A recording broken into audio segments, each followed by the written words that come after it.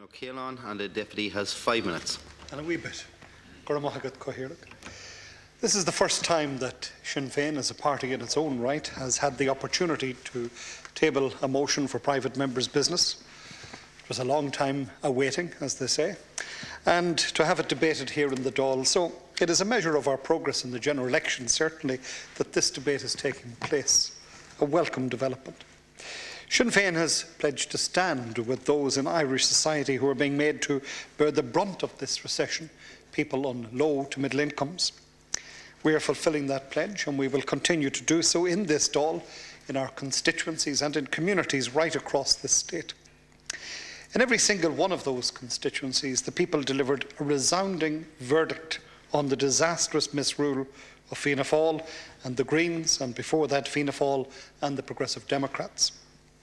One of the chief results of that gross misrule, and one that reaches into nearly every household and into the pockets of the vast majority of workers, is the universal social charge.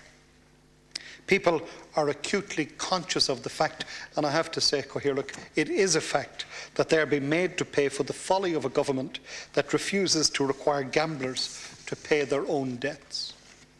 That folly is being continued, sadly, by the new Fine Gael Labour government. We pointed out before, during and after the general election, that Fine Gael and Labour accept the basics of the Fianna Fáil Green government economic strategy. Despite their rhetoric, they are fundamentally no different. But the parties now in government were careful to give the people a very different impression. Both Fine Gael and Labour poured no end of condemnation on the Fianna Fáil Green government, all deserved, I acknowledge. They slammed the IMF ECB deal, the budget, and especially the universal social charge. So let's remind ourselves of some of what Labour voices said. Deputy Joan Burton, now Minister for Social Protection, said in January, and I quote, "The little people, as always, carry the burden and are squeezed under every possible heading. They are squeezed under the universal social charge. They are squeezed by the reductions in tax credits. They are squeezed by the reduction in the minimum wage," unquote.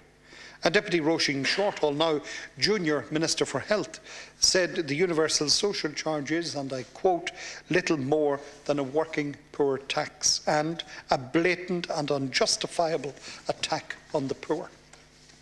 The electorate were clearly labouring under the impression, no pun intended, Cathaoirleach, that the so-called parties of change, Labour and Fine Gael, had the universal social charge in their sights. They were going to blow it out of the water, or maybe not. When the smoke of the general election cleared, the programme for government did not propose to abolish the charge. It proposes a review.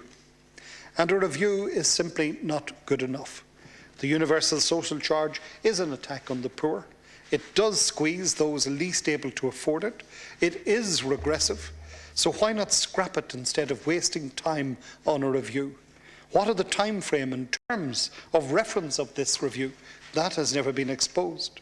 The government could have indicated the terms of reference and the time frame for the review in their amendment to this Sinn Féin motion.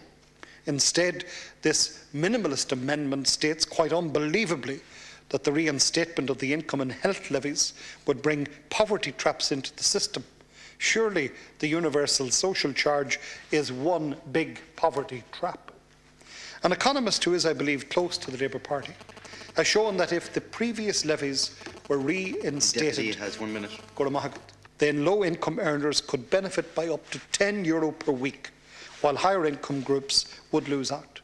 This would, of course, help economic growth, since low-income earners spend their additional income while high-income earners can save. That's an option for them. As we clearly state in our motion, the reintroduction of the former levies would be an interim measure, pending root and branch reform of taxation. This debate, and I conclude, again exposes the consensus for cuts.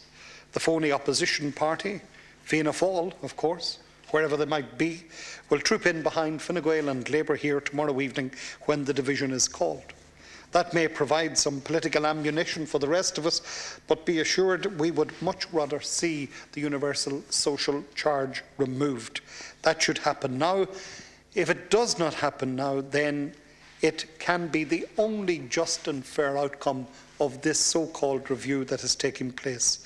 So again, as with colleagues here earlier, I would like to appeal to all deputies to recognise that the substantive motion as presented by Sinn Féin is worthy of your support. Go raibh maith agat.